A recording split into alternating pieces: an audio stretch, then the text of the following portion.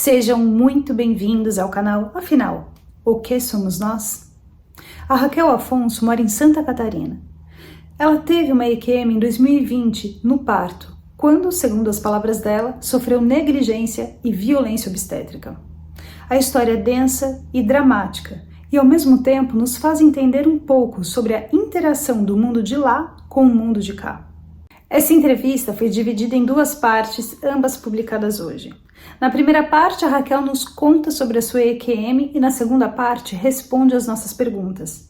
Se gostarem, por favor, deem like, compartilhem, se inscrevam no canal, porque isso ajuda e muito a mensagem chegar a mais pessoas. Vamos conhecer a história da Raquel?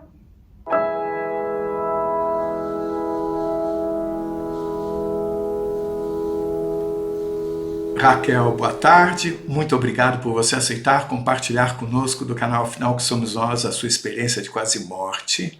Peço por favor que você se apresente, diga o seu nome, o que você faz, de onde você está falando e nos conte a sua história em todos os detalhes que for possível.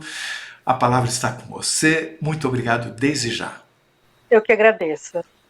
Meu nome é Raquel Afonso, tenho 41 anos, sou paulista, mas moro desde 2009 em Florianópolis, Santa Catarina. E a minha experiência, de quase morte foi num parto que eu tive aqui em Santa Catarina, em 2020, onde eu acabei perdendo a minha filha e quase perdi a minha vida também. Eu tenho 3 filhos, Eu tive a minha primeira gestação com 16 anos eu engravidei, Engravidei do meu primeiro namorado e tive meu filho com 17 anos. Sofri violência obstétrica no meu parto, mas aconteceu tudo bem, vamos dizer assim, Eu fui embora com meu filho no colo. Em 2010, já casada, eu engravidei novamente, 10 anos depois, e já estava morando aqui em Florianópolis, e eu ganhei o meu filho aqui, meu segundo filho, e também sofri violência obstétrica no parto. Mas também saí com meu filho no colo da maternidade. E com esses traumas, com todos esses acontecimentos, eu segui a minha vida, não planejando mais ter filhos. Mas eu sempre tive uma vontade de ter uma menina e de ter outros filhos. Mas a vida seguiu o seu caminho. E em 2019, final de 2019, eu engravidei. Também 10 anos depois da minha segunda gestação, meus filhos têm 10 anos de diferença cada. Nessa gestação eu já estava com 37 anos. Já escutei da enfermeira que eu estava velha para gerar um filho e que eu iria passar com um médico de alto risco, também por conta do começo da pandemia em 2020. E para mim foi tranquilo, porque só aquele médico iria me atender, A gente sabe como é o atendimento do SUS, no posto de saúde, que é um médico diferente, uma enfermeira diferente. Então aquele médico foi exclusivo na minha gestação toda que me atendeu. E a minha gestação correu tudo bem, além dos traumas que eu tinha, que eu carrego, o medo do parto também, das novas violências que eu poderia sofrer, mas a gente estava completamente feliz. Eu estava esperando uma menina, então a expectativa era de muita felicidade. Cada dia a gente acompanhava o crescimento da barriga, então foi uma felicidade por completo, mas com muitos medos, E ela era um bebê muito grande,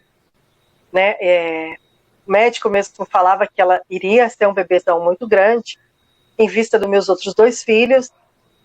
E a gestação correu tudo bem até o final, só que na data prevista de parto, ela não veio, não deu sinal de que iria nascer. Então a gente esperou mais uma semana, quando eu estava completando 41 semanas, nas contas da data da última menstruação, mas ela teria mais alguns dias para ainda nascer, de ter um trabalho de parto natural. E aquele dia eu fui no hospital para saber se estava tudo bem comigo e com ela. Era dia 26 de agosto de 2020. Eu cheguei no hospital às 11 da manhã. Eu fui atendida às 2 e pouco da tarde. O meu marido não pôde me acompanhar, alegando por causa da pandemia, né? Não ter acompanhante.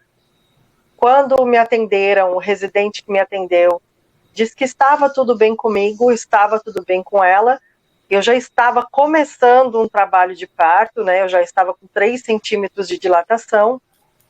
E ele disse que iria, depois do exame do cardiotoco, né? Que é o do coraçãozinho, ele iria tentar me liberar, porque o hospital estava muito bagunçado. E ele falou, como ainda está entrando em trabalho de parto, né? Eu vou liberar a senhora para ir para casa. E no decorrer desse trabalho de parto, a senhora volta, né? Se sentir alguma coisa. Mas está tudo bem. E estava tudo bem com ela, só que o outro médico não quis me liberar. O outro médico disse que eu iria ficar no hospital, que ele iria me colocar em qualquer quartinho e que esse bebê iria nascer. Como eu estava dentro de um hospital e já estava com as bolsas da maternidade, já estava aguardando ela chegar, eu confiei, né, que iria ficar tudo bem. Então eu entrei no processo de indução. O meu primeiro parto foi uma cesariana, por conta de uma pré-eclâmpsia que eu tive. O segundo parto foi um parto normal. Tive algumas intercorrências, como a episiotomia, né, a manobra de Christeler, mas ele nasceu de parto normal. E essa segunda, eles fizeram a tal da indução. Indução essa que, por eu ter uma cesariana, seria por conta de uma sonda. Essa sonda iria ser colocada e ela iria ficar pressionando ali o útero para o útero fazer o trabalho de parto. Só que eu já estava com 3 centímetros de dilatação e o médico não conseguiu colocar essa sonda. Ele também não tentou muitas vezes, porque no meio do procedimento não parava de entrar enfermeiro na sala pedindo auxílio para as outras mulheres que estavam sendo atendidas. E aí ele disse que não iria colocar a sonda e que eu iria para o soro. Eu ainda estava com a pasta de documentos, perguntei se ele não iria fazer um ultrassom, perguntei se eu não poderia ficar sem o soro, porque no segundo parto eu não tive soro, né? No segundo parto eu tomei banho, fiquei numa bola fazendo massagem, então eu não queria agulha, eu tenho pavor de agulha, não queria colocar agulha, né? E ele disse que não, que eu iria para o soro e pronto, e acabou. Então, ali eu já sabia que eu não ia ter muita voz, né?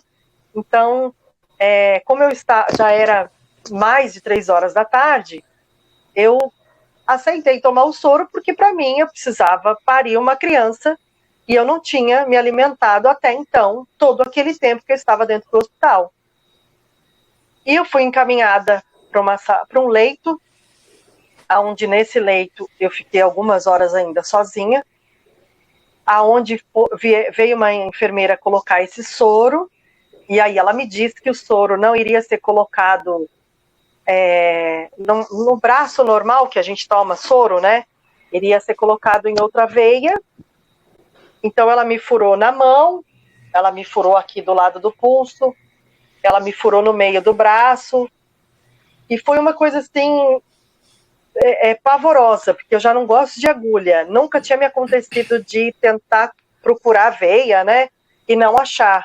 E aquilo começou a me deixar apavorada, e ela não conseguia colocar o soro. Nervosa, ela chamou outras 2 enfermeiras para tentar furar o outro braço, e aquilo já começou a me apavorar, porque eu não queria, e elas insistiam que eu ficasse com aquele soro. Colocado o soro, era umas 6 horas da tarde, eu fiquei acoplada numa máquina que apitava muitas vezes, e a enfermeira só entrava para ver a máquina, para apertar os botões, e reclamava toda vez que entrava que a máquina só dava defeito, que a máquina era antiga, entre outras coisas. E o trabalho de parto começou muito rápido. começou umas contrações muito rápidas. Então, eu fiquei ali com muitas dores. A partir das 6 que colocaram a medicação, eram umas 8 horas. Eu lembro que entrou uma médica e falou assim, já fizeram um exame de toque? E eu estava muito com dor, eu falei que não. Ela falou, mas já deveriam ter feito esse exame de toque. Ela fez o exame de toque, falou que tinha 5 centímetros de dilatação e que eu já poderia ser encaminhada para a sala de parto. A partir dessa hora, o meu marido poderia me acompanhar. A partir daquela hora, eu poderia ter um acompanhante. Então, me encaminharam para o banho primeiro, né? Eu fui para um banho, só que ninguém colocava a mão em mim, ninguém me ajudava a andar. A enfermeira somente me colocou no banho e falou assim, olha, fica de 40 minutos a 1 hora. E eu sentei na bola de pilates, né, que me colocaram, fiquei embaixo do chuveiro, mas eu estava com tanta dor que eu fiquei uns 20 minutos ali, eu não fiquei mais do que isso. E eu pedi para sair. Só que a enfermeira não estava com uma cara muito, muito boa, ela apenas colocou um avental em mim e me tirou do banheiro. Ela não me secou, não me deu toalha, nada. E me encaminhou para uma sala do lado. Nessa sala que eu estava entrando, o meu marido estava entrando pela outra porta do corredor, e a enfermeira empurrou ele para fora, para ele descer e fazer os papéis da internação. Papéis esse que no momento da colocação da sonda, eu assinei um monte de papel achando que era a minha internação. Para mim era o papel da internação. Então eu achei estranho a enfermeira falar para ele sair do quarto e fazer o papel da internação, sendo que eu já tinha feito. Se eu estava sozinha no hospital, sendo internada sem um acompanhante, né, eu tinha que assinar que eu estava entrando no hospital. Enfim, ele saiu da sala, ela saiu pela outra porta e eu tive que sentar na maca sozinha. Ela não me ajudou nem a deitar na maca. Então eu deitei na maca, eu sentei, eu meio que deitei, me encostei na maca. Quando eu relaxei o corpo, que era já umas 9 horas, eu senti a minha bolsa estourar. Só que eu senti uma dor muito forte do meu lado esquerdo na barriga. Eu senti como se fosse alguém chutando uma bola e essa bola estourasse quando batesse na minha barriga. Era uma dor assim horrível. Era um estouro realmente que eu senti do lado esquerdo na barriga. E eu gritei. Quando eu gritei, a enfermeira entrou com as mãos na cintura, perguntando o que tinha acontecido. E eu falei para ela, olha, estourou a minha bolsa. Eu estava com muita dor, então eu estava muito agitada. Eu falei, eu tô com dor, aconteceu alguma coisa aqui, estourou alguma coisa na minha barriga, estourou minha bolsa. E ela, é assim mesmo. Levanta daí, porque se você ficar deitada, você vai sofrer, né? Você precisa fazer alguma coisa. Deitada você não pode ficar. Eu levantei da cama, fui para frente, né, da cama, ela colocou um banquinho, mas o banquinho era muito pequenininho, com um paninho no chão, e pediu para mim sentar. Só que ela não colocava a mão em mim.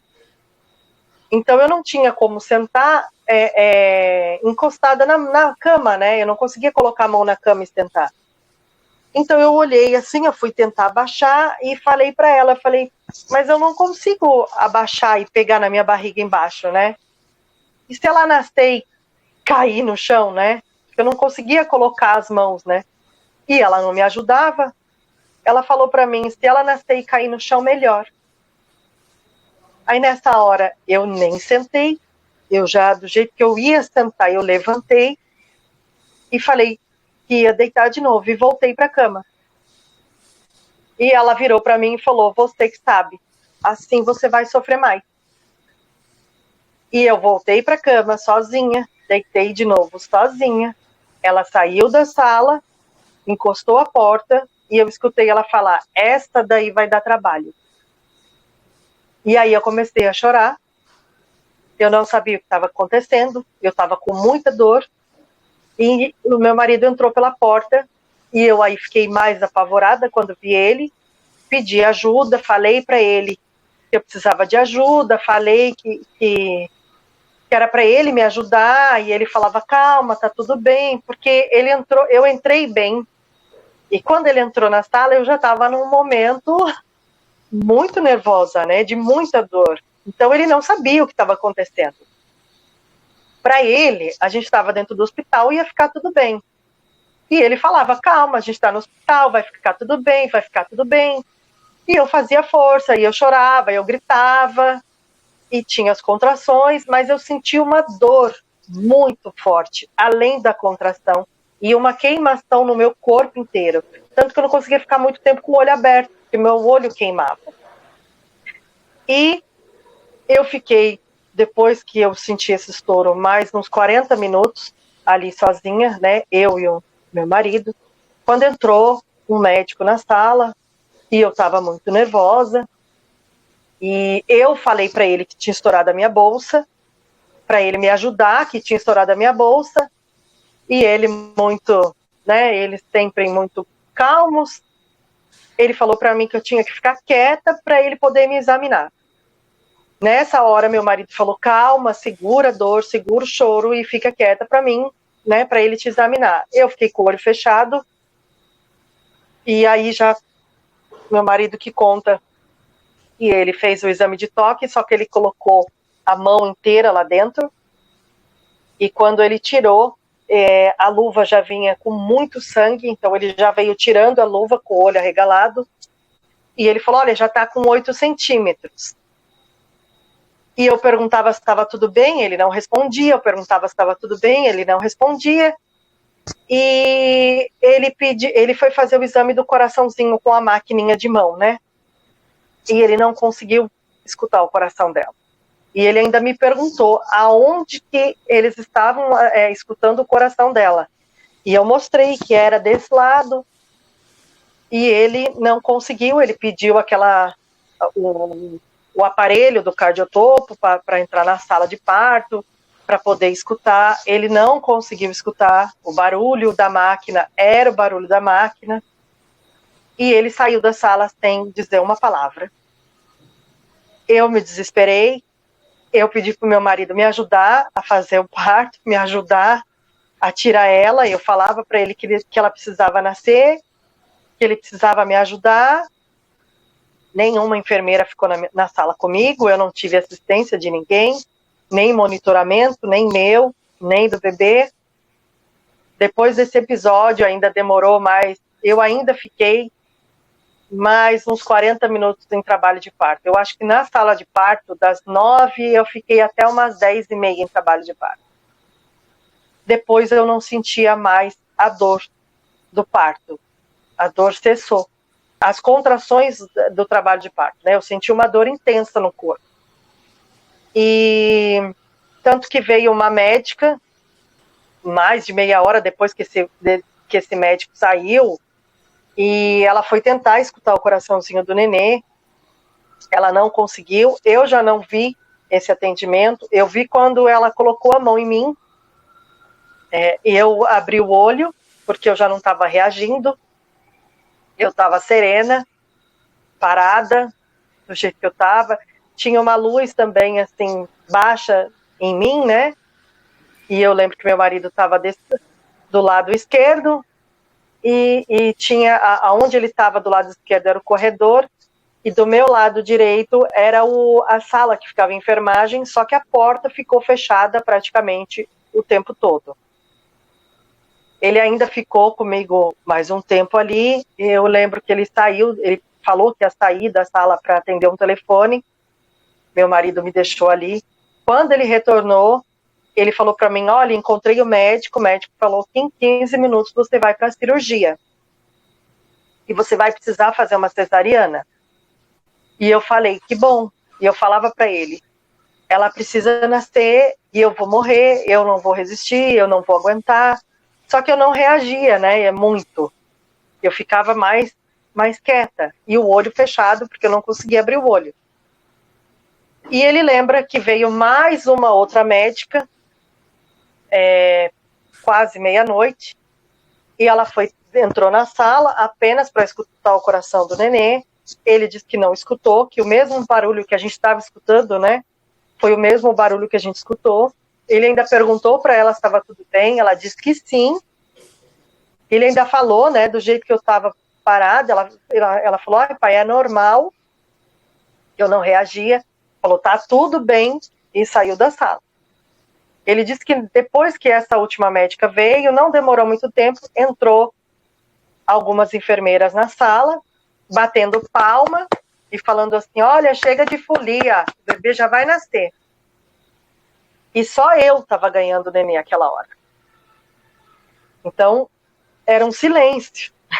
Não tinha folia. Ele falou, que folia? Ela não está fazendo nada. Ela não está nem reagindo, né? E ele falou, ele viu que elas me levantaram, né?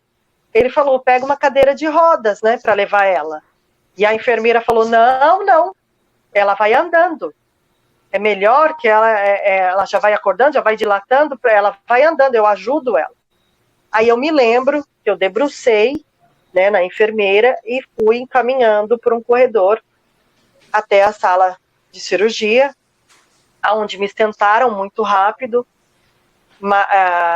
né, me sentaram muito rápido e pediram para mim ficar quieta para poderem me dar anestesia. E a médica que estava do lado, tinha um rapaz aqui, né, não sei se ele, na hora que eu entrei, não sei se ele era anestesista, não era anestesista, enfermeiro que estava do meu lado, e duas médicas na sala. Então, quando eu cheguei, já me sentaram, a enfermeira ficou na minha frente, e uma das médicas falou assim, nossa, como que ela tá ruim? Como que ela ficou desse jeito? E eu, na frente da enfermeira, né, para tomar anestesia, a enfermeira falou, não sei, ela estava tão bem até agora, eu acho que ela ficou ruim de andar até aqui. E eu não conseguia dizer para ela que era mentira, porque eu não conseguia nem levantar os braços, meu corpo estava pesado. E eu achei aquilo um absurdo ela falar isso, porque eu estava bem, porque eu não estava bem já fazia muito tempo. E aí me deitaram correndo, e eu sentia que eles me chacoalhavam muito. Eu tive a minha primeira cesariana, né, e eu não tive isso, então eu achei estranho. Eles me chacoalhavam muito, eles mexiam muito na minha barriga.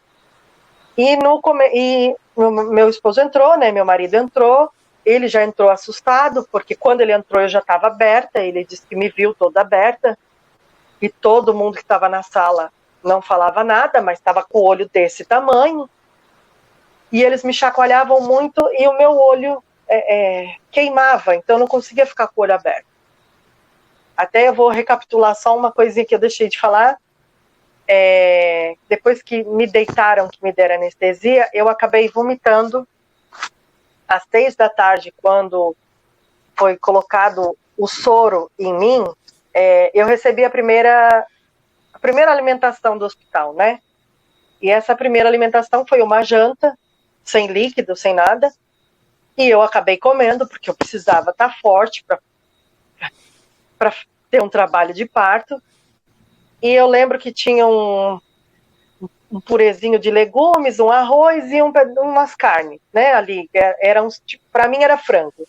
Eu comi 2 pedaços e achei estranho aquele pedaço de carne, até comentei com a enfermeira entrou no leito onde eu estava, e eu falei, isso aqui é frango ou é carne de porco?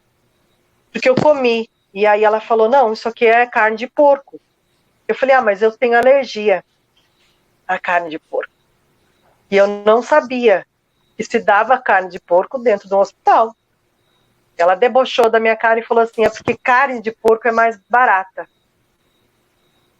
E ela tampou a comida que eu tinha comido um pouco e colocou num canto, entrou na sala, né, onde estava a enfermagem, e ainda debochou. Falou, a paciente falou que comeu carne de porco, que não sabia que dava carne de porco no hospital, e ela é alérgica.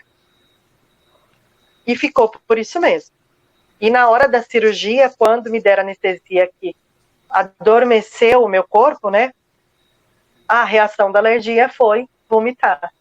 Então eu vomitei toda aquela carne de porco, e aí eu sentia a dor no ombro, eu despertei um pouco, né, na hora que anestesiou, eu dei uma despertada, mas eu senti uma dor muito forte no ombro, e eu não conseguia ficar com o olho aberto. Não demorou muito tempo, a minha cirurgia começou à meia-noite, eu sei que a minha filha nasceu à 00:25. Eu escutei a médica gritar o nome dela e saí da sala.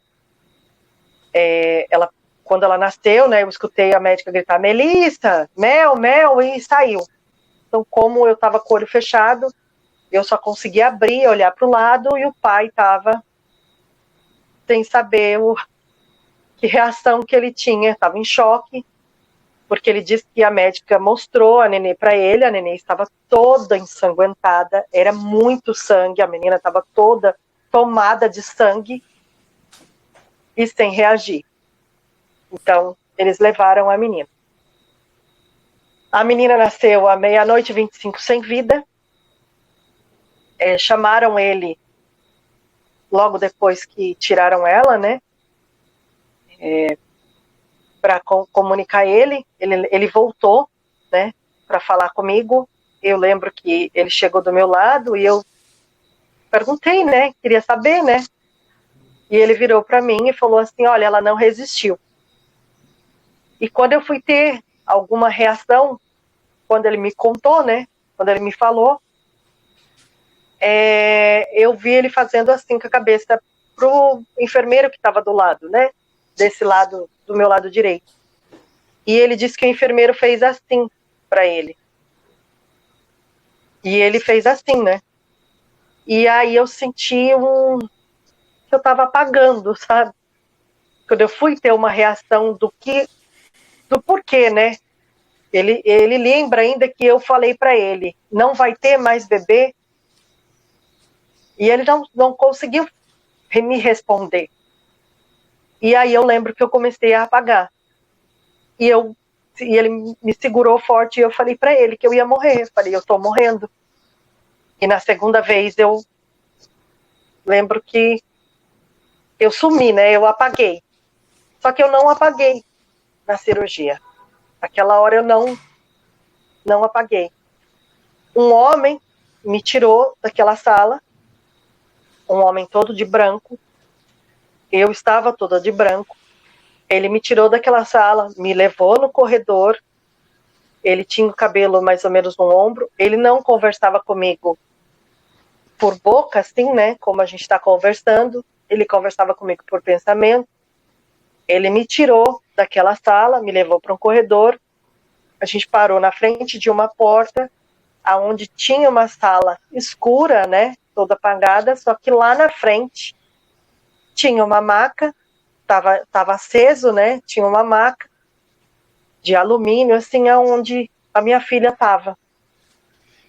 Eu lembro que tinha uma ou duas pessoas ali com ela, em volta dela, e eu perguntava para ele o que tinha acontecido, né, eu vi o corpo dela, ela não reagia, e ele falou para mim que ela não estava ali.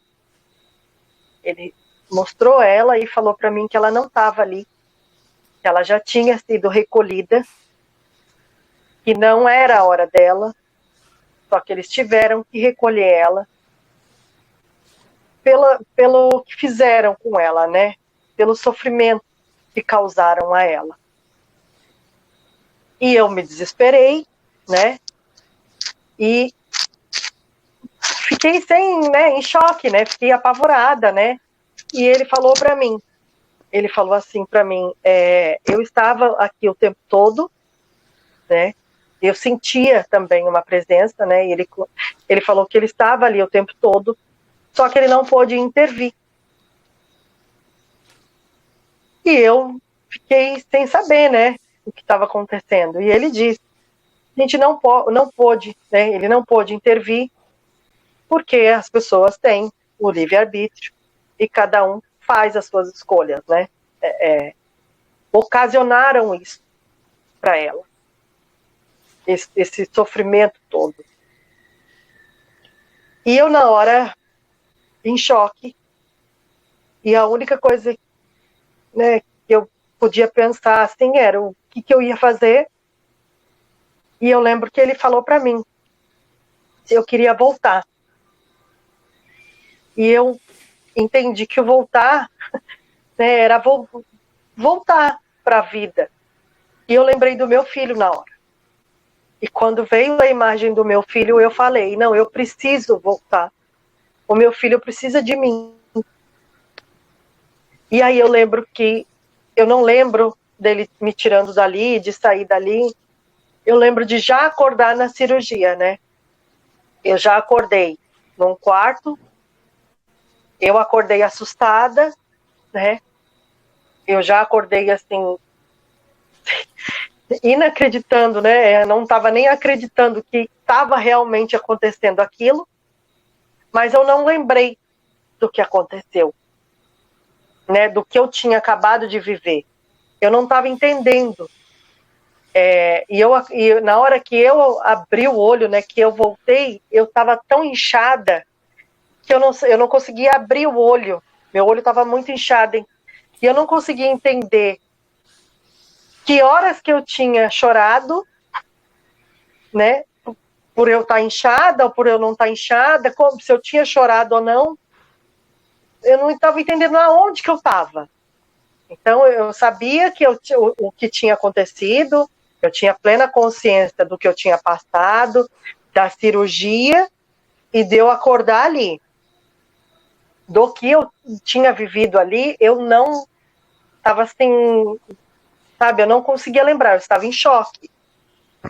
E logo quando eu acordei, a médica falou para mim, você está sentindo dor? Porque quando eu acordei foi um susto, acho que para todo mundo, né? Eu estava na sala de recuperação, então foi um susto. Então a médica falou para mim, você está sentindo dor? Eu apenas balancei a cabeça e ela falou, você teve uma complicação no parto, a criança não resistiu e a gente retirou o seu útero. E eu fiquei sem saber o que, né? Ali para mim, eu queria morrer também. Eu não queria nem ter acordado. Eu tive uma ruptura uterina. Esse soro que me colocaram foi um soro com ocitocina sintética, aonde eles colocam essa medicação para acelerar o trabalho de parto, né? Eu não poderia ter tomado essa medicação por conta de ter uma cesariana, né? De ter uma cicatriz no útero, porque eu corria riscos esses de morte, eu e a minha filha, que eu não sabia.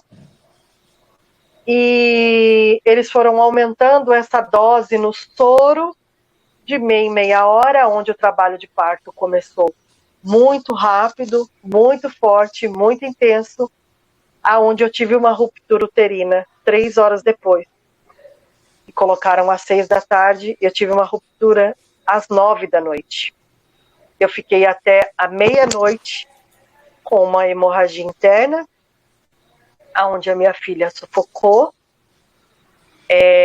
Ela saiu né, a bolsa estourou, o útero, ele estourou também, ele rompeu, e ela saiu do meu útero. Ela ficou entranhada no meio dos meus órgãos. E ali não tinha como ela resistir, né? Quando se tem uma ruptura uterina, tem de 5 a 10 minutos para uma cesariana de urgência, para tentar, né, salvar ainda crianças sem sequela. E eu fiquei até a meia-noite naquela sala de parto, sem nenhuma assistente. E a Melissa nasceu à meia-noite 25, sem vida. Eu fiquei por 3 horas em cirurgia, mais de 3 horas em cirurgia. Eu perdi muito sangue. Eles me desenganaram para o meu marido, né? Falaram que eu estava com uma hemorragia muito grave, que eu tinha perdido muito sangue, que eles estavam tentando salvar a minha vida. O meu marido viu a nenê, né? Logo que aconteceu, ele saiu da sala, ele viu a nenê. Ele disse que era uma criança perfeita, saudável, tinha quase 4 quilos, ela tinha 3,660 quilos. E a médica que atendeu ela disse que ela tinha umas manchinhas na barriga vermelha, então ela não tinha morrido aquela hora. Ela já tinha morrido há algumas horas. Eles tentaram reanimar, mas ela já não estava mais ali. E meu marido conseguiu se despedir dela, conseguiu ver ela, né, direitinho, viram ela sendo cuidada ali e chamaram ele para a sala de parto. Ele disse que quando ele entrou, eu já, né, que eles me apagaram, eu já estava com os órgãos todos para fora, eles estavam sugando, era muito sangue. O médico até perguntou se poderia colocar alguma bolsa de sangue em mim, né? Porque eu estava perdendo muito sangue. Ele disse que sim, que era para salvar a minha vida, porque a vida da bebê já não tinha mais jeito.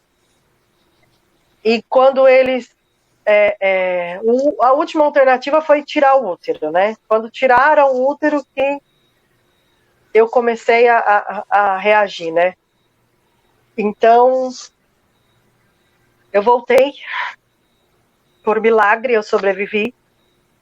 Eu voltei com uma anemia muito forte. Eles não me deram nenhuma bolsa de sangue. Eles só fizeram o procedimento de limpeza e retirada do útero. Eu não consegui ver a minha filha, eu não consegui me despedir dela, eu entrei em choque. Eu não consegui ter o entendimento de uma despedida, de ver a minha filha, porque ela não tinha nada. Ela só estava dormindo. Então, com o choque que eu vivi, eu fiquei muito confusa. Então, para mim foi...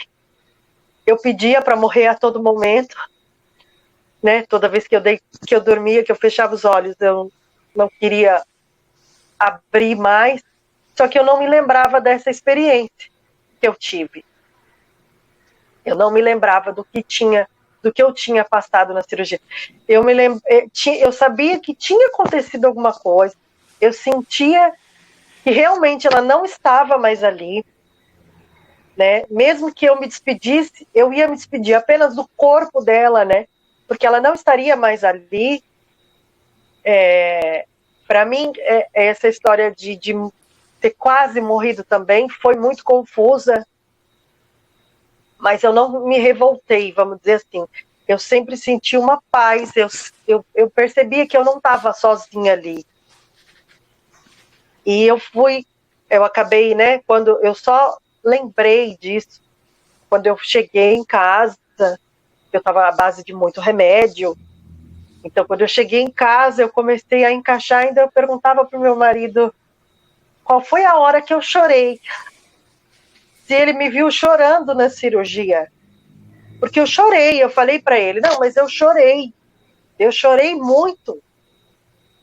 E eu falei para ele, como que eu na cirurgia, né, quando eu acordei, o que tinha acontecido? E ele também não sabia me explicar.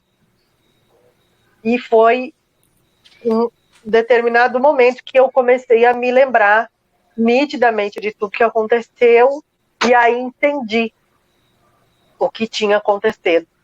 E quando eu comentei com algumas pessoas, né, porque vivenciar um luto é muito difícil, passar pelo que eu passei é muito difícil, né, os comentários das pessoas também, e então eu não contava isso para todo mundo. Então, eu contei para algumas pessoas e foi quando me falaram que eu poderia ter tido uma IQM. E fui investigar também, né? Eu peguei todo o meu prontuário para investigar a morte dela. Eu entrei na justiça, então eu procurei um advogado, eu fui até a polícia para levar o prontuário, para ter todos os questionamentos, porque não fizeram também uma autópsia nela, né? Não, o hospital não quis fazer, então eu pedi para a delegacia tentar fazer uma exumação do corpo, para poder fazer uma perícia, enfim, coisas aí judiciais, né, do processo. E aí essa experiência foi bem marcante para mim. Comecei... É um processo confuso, que eu não sei se eu sou grata por ter sobrevivido ou não. Eu me questionei muito antes de lembrar de tudo, que eu acho que eu fiquei aqui para uma punição, né? Eu sobrevivi para ser punida, para carregar essa dor pro resto da vida, mas não, eu entendi que eu tive uma segunda chance e que realmente não era a hora dela. Foi ocasionado isso, não foi uma fatalidade. ela não morreu por uma fatalidade. E eu vi, né, ele falou que ela foi recolhida porque não tinha como deixar ela. Ela realmente não iria sobreviver. E eu nunca tinha passado por isso, nunca tive uma experiência assim tão forte, né, espiritual. Minha mãe perdeu um filho, eu cresci já numa casa que tinha um luto de uma criança, né, quando eu era pequena, mas eu nunca tinha vivenciado isso, algo espiritual. E foi muito forte, foi muito forte. Não deixem de assistir a segunda parte dessa densa e dramática entrevista da Raquel, onde ela responde às nossas perguntas. O link está disponível aqui em cima e também na descrição do vídeo. Se você gostou, por favor, se inscreva no nosso canal, dê likes, faça comentários, compartilhe com seus amigos, toca o sininho, que assim você sempre fica sabendo quando chega vídeo novo. E se você tem alguma dúvida ou passou por uma EQM e gostaria de compartilhar a sua história com o mundo, por favor, nos escreva.